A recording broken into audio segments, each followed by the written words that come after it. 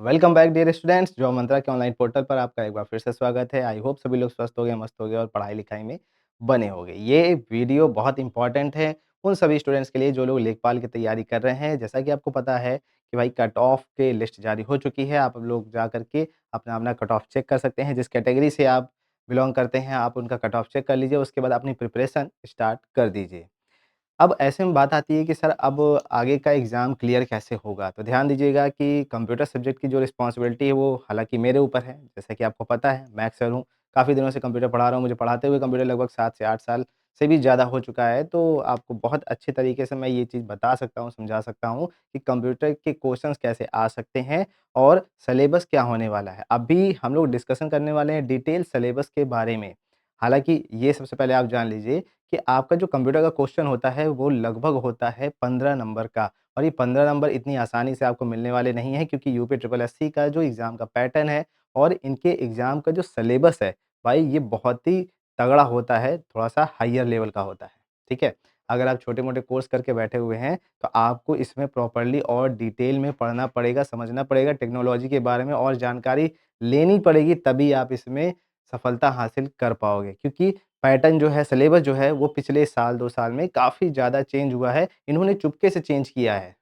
ध्यान दीजिएगा, चुपके से धीरे-धीरे चीज़ों को जोड़ दिया है इसके अंदर, और अब जो क्वेश्चन पूछे जाते हैं ना, वो काफ़ी ज़्यादा हार्ड लेवल के होते हैं। अच्छा, क्या-क्या पढ़ना पड़ेगा एक्स्ट्रा, वो हम लोग इस वीडियो में जानने वाले हैं। अभी तक जिनको बिल्कुल नहीं पता है इसके बारे में, तो ये वीडियो देख कर के आपको ये भी क्लियर हो जाएगा कि कंप्यूटर में और क्या आ चुका है नया, जिसको हम लोग को पढ़ना बहुत ज़रूरी है। तो स्टेप बाय स्टेप हम लोग डिटेल में बात करेंगे और ये भी बताते चलेंगे कि किस टॉपिक से रिलेटेड जो है ना, कितने टाइप के क्वेश्चन बनते हैं और हार्ड बनेंगे, कैसे बनेंगे, ये भी हम बीच-बीच में डिस्कशन करते चलेंगे। तो चलिए स्टार्ट करते हैं, और सबसे पहले ये जान लीजिए कि आपको क्या-क्या पढ़ना होगा, ठीक है?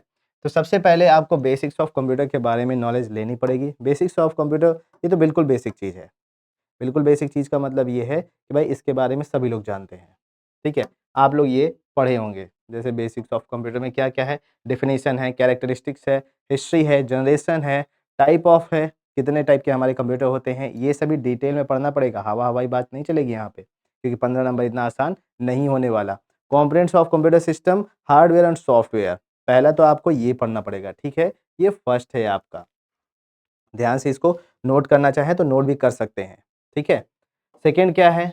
तो ध्यान दीजिएगा, सेकंड में आपको हार्डवेयर चैप्टर पढ़ना पड़ेगा। ये सेकंड चैप्टर है आपका, जिसमें आपको इनपुट डिवाइसेस के बारे में पढ़ना पड़ेगा, आउटपुट डिवाइसेस के बारे में पढ़ना पड़ेगा। सीपीयू क्या होता है, कैसे काम करता है, एएलयू, सीयू क्या होता है, कैसे काम करता है, मेमोरी जो होती है वो कैसे काम करती है, ये भी आपको पढ़ना पड़ेगा। इसके साथ ही साथ सॉफ्टवेयर चैप्टर को भी आपको पढ़ना पड़ेगा, ठीक है? जिसमें आपको बताना है कि सिस्टम सॉफ्टवेयर क्या होता है, एप्लीकेशन सॉफ्टवेयर क्या होता है, यूटिलिटी सॉफ्टवेयर क्या होता है, ऑपरेटिंग सिस्टम क्या होता है, कितने टाइप का होता है, कैसे काम करता है, विंडोज़ जो हम लोग यूज़ करते हैं उनके बेसिक्स क्या-क्या होते हैं, विंडोज़ बेसिक्स, ठीक है? उसके बारे में पूछा जाएगा। इसके अलावा एमएस ऑफिस सबसे इम्पोर्टेंट पार्ट ये है, ठीक है? एमएस ऑफिस में इसको मैं थोड़ा-सा हाइलाइट कर दे रहा हूँ रेड कलर से, ताकि तुम लोग समझ जाओ कि इसमें खतरा है आपको, ठीक है? क्योंकि एमएस ऑफिस ये सबसे इम्पोर्टेंट है इसमें, इससे लगभग 4 से 5 क्वेश्चन जो है घुमा करके पूछ लिए जाते हैं, ठीक है? अब इसमें पढ़ना क्या-क्या है, तो एमएस वर्ड के बारे में पढ़ना होगा, एक्सेल के बारे में पढ़ना होगा, पावर पॉइंट के बारे में पढ़ना होगा। ठीक है। कौन-कौन से टॉपिक है? टॉपिक पूरा कवर किया जाता है, भले ही इन्होंने लिख दिया है या आयोग की तरफ से जो भी नोटिफ़िकेशन आई उसमें ये लिखा गया है कि भाई इसमें से हम पूछेंगे, लेकिन इसमें से जो है ना बहुत अच्छे-अच्छे क्वेश्चन बन जाते हैं, और सबसे ज़्यादा जो इम्पोर्टेंट है इसमें ये वाला है एक्सेल, ठीक है?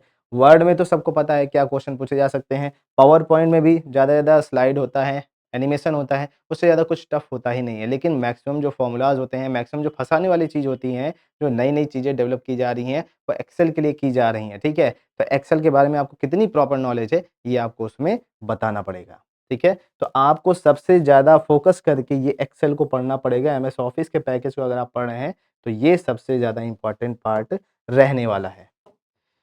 इसके बाद आपको इंटरनेट की बेसिक्स के बारे में भी पढ़ना पड़ेगा। ये सब आप आई थिंक पढ़े भी होंगे। बेसिक ऑफ इंटरनेट क्या होता है, वर्ल्ड वाइड वेब क्या होता है, वेब ब्राउज़र कैसे काम करता है, ईमेल कैसे चलता है, सर्च इंजन क्या होते हैं, नेटवर्किंग क्या होती है, आईपी एड्रेसेस क्या होते हैं, ये सब भी आपको इसमें पढ़ना पड़ेगा। ध्यान देना, ये अभी बेसिक चीज़ें ही चल रही हैं। जो नया चेंज हुआ है वो आगे अभी पता चलेगा। ये सब तो आप भाई सदियों से पढ़ते चले आ रहे हैं।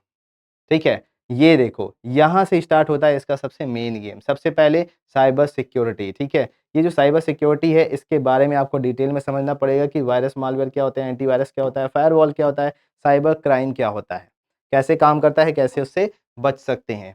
फिर उसके बाद आपको जो है latest IT and digital services के बारे में भी जानकारी लेनी होगी। ई-गवर्नेंस क्या होता है, डिजिटल इंडिया क्या होता है, online services related to revenue department, cloud computing क्या होता है, ये भी आपको पढ़ना पड़ेगा। यहाँ से भी क्वेश्चन बनते हैं।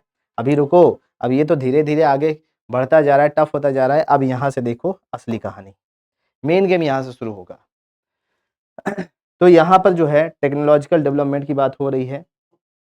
तो अब आपको जो है ना एआई से रिलेटेड क्वेश्चन पूछे भी जाते हैं। एआई से रिलेटेड बहुत सारी चीज़ें आपको देखने को मिलेंगी और उठा करके यूपी ट्रिपल एससी का पेपर देख लीजिए कंप्यूटर का, आपको बहुत ही हाई लेवल के क्वेश्चंस देखने को मिलते हैं वहाँ पर। ठीक है? तो एआई का इसमें क्वेश्चन पूछा जाएगा, क्या होता है, कॉन्सेप्ट क्या होता है, मीनिंग क्या होता है, क्यों यूज़ करते हैं, कहाँ यूज़ कर सकते हैं, टाइप्स कितने होते हैं, ये देखो नैरो एआई क्या होता है, जनरल एआई क्या होता है, एप्लीकेशन कहाँ-कहाँ है, क्या मतलब इसको हम लोग यूज़ कहाँ-कहाँ करते हैं, कैसे यूज़ करते हैं, कैसे ये उन सभी चीज़ों में काम करता है, ठीक है? कैसे ये सभी चीज़ों इंडिया के एआई इनिशिएटिव कौन-कौन से हैं, ये सभी चीज़ें आपको पढ़नी होंगी। यहीं पर अभी नहीं रुकना है, एआई में और भी क्वेश्चन आएँगे। यहीं तो मेन घपला इन्होंने कर दिया है। स्टार्टिंग से 5-6 चैप्टर तो एकदम बेसिक वाले हैं, जो सबको अमूमन पता ही होता है। लेकिन अब कॉम्पिटिशन क्योंकि बढ़ रहा है, तो उसमें कुछ नए टॉपिक इनको ऐड करना ज़रूरी होगा, क्योंकि वो नए टॉपिक में ही लोगों को फँसाया जा सकता है। ठीक है? तो ये सभी हमारे नए टॉपिक चल रहे हैं, जितने भी साइबर सिक्योरिटी के बाद के अभी हमने आपको चैप्टर बताए हैं, वो सभी हमारे नए हैं। वहाँ से ही क्वेश्चन मैक्सिमम पूछे जा रहे हैं। एक्सेल और यहाँ से, ठीक है? बेसिक वालों में से भी 2-3 क्वेश्चन पूछ लिए जाते हैं, लेकिन सबसे मेन अभी ये सब चल रहा है क्योंकि यहीं से हाई लेवल के क्वेश्चन बन सकते हैं। तो मशीन लर्निंग के भी बेसिक कॉन्सेप्ट को आपको समझना पड़ेगा, ये कितने टाइप के होते हैं, ये भी आपको जानना पड़ेगा। रियल लाइफ एग्ज़ाम्पल में कौन कहाँ पे कैसे काम कर रहा है, ये भी आपको समझना पड़ेगा।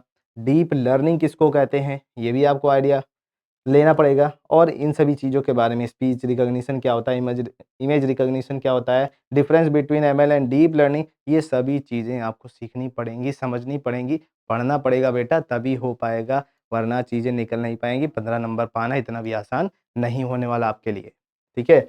और ये जो डिटेल सिलेबस मैं निकाल कर के दिखा रहा हूँ, ये पूरा का पूरा निचोड़ है पूरे इंटरनेट पर अभी इतना इन डेप्थ कोई भी बता नहीं रहा है। मैंने भी कई सारी लोगों की वीडियो देखी हैं, फिर उसके बाद जो क्वेश्चन प्रीवियस ईयर के पूछे गए हैं, उनको देखा है, तब जा कर के मुझे आइडिया करेक्ट लग पाया है कि कौन-कौन से टॉपिक वो टच कर रहे हैं, जिसके बारे में लोगों को प्रॉपर जानकारी नहीं मिल पा रही। ठीक है? तो ये डिटेल सिलेबस है, आप लोग इसको जो है रख लीजिए, स्क्रीनशॉट करके रख लीजिए क्योंकि पीडीएफ तो ग्रुप में मिलेगा। ग्रुप को जॉइन नहीं किया है, तो हमारे टेलीग्राम चैनल को जाकर के जॉइन कर लीजिए। और अगर आप हमारे ऐप से जुड़ना चाहते हैं, तो ऐप को भी आप डाउनलोड कर सकते हैं। प्ले स्टोर पे जाइए, वहाँ पर आपको हमारा ऐप मिल जाएगा, ठीक है? वहाँ पर भी ये पीडीएफ देखने को मिल जाएगी। अब बारी आती है कि बिग डेटा प्रोसेसिंग क्या होता है, तो बिग डेटा प्रोसेसिंग के साथ-साथ 5 वीज़ ऑफ बिग डेटा क्या होते हैं, बिग डेटा टूल्स क्या होते हैं, बैंकिंग में गवर्नेंस में और हेल्थ सेक्टर में ये कैसे काम कर रहा है, ये सब भी चीज़ें आपको पढ़ना पड़ेगा। साथ ही साथ आईओटी क्या होता है, कैसे काम करता है, स्मार्ट डिवाइसेज़ क्या होते हैं, स्मार्ट मीटर कैसे चलता है, स्मार्ट एग्रीकल्चर कैसे होता है, वेयरेबल डिवाइसेज़ कौन-कौन से होते हैं, ये सब भी चीज़ें आपको समझनी पड़ेंगी, है ना? देखो कितने आसान-आसान टॉपिक है और इतने आसान टॉपिक है कि कुछ टॉपिक के बारे में तो आपने अभी तक सुना भी नहीं होगा। है ना? ये आज अभी इस वीडियो में सुन रहे हो। तो बेटा लेखपाल में ये सब चीज़ें तुमको पढ़नी पड़ेंगी, समझनी पड़ेंगी, सीखनी पड़ेंगी, तो ही तुम इसको जो है पार कर पाओगे, अदरवाइज़ गड़बड़ा जाओगे। ठीक है? तुम्हारा मामला फँस जाएगा। अब ज़ाहिर-सी बात है प्रॉब्लम मैंने बता दिया है तो सॉल्यूशन भी मैं ही बताऊँगा। पढ़ना कहाँ से है? कैसे हमें इस सब चीज़ों के बारे में जानकारी मिल पाएगी? भाई जॉब मंत्रा है ना आपके लिए।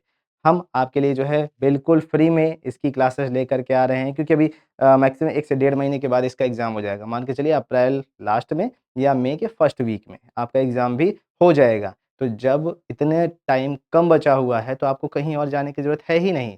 हम हैं आपके लिए यहाँ पर जितने भी इनके सब्जेक्ट्स हैं, हिंदी है, इंग्लिश है, ठीक है? ज्योग्राफ़ी है, जितने भी हैं, वो सभी आपके सब्जेक्ट चलने वाले हैं और साथ ही साथ कंप्यूटर भी यहाँ पर पढ़ाया जाएगा। तो मंडे सुबह 9 बजे से लेखपाल की नई बैच स्टार्ट होगी कंप्यूटर की और इसी के साथ-साथ और भी सब्जेक्ट की क्लासेस धीरे-धीरे चलना स्टार्ट हो जाएँगी और होली के पहले ही ये बैच हम लोग जो है ना स्टार्ट कर देंगे। ठीक है?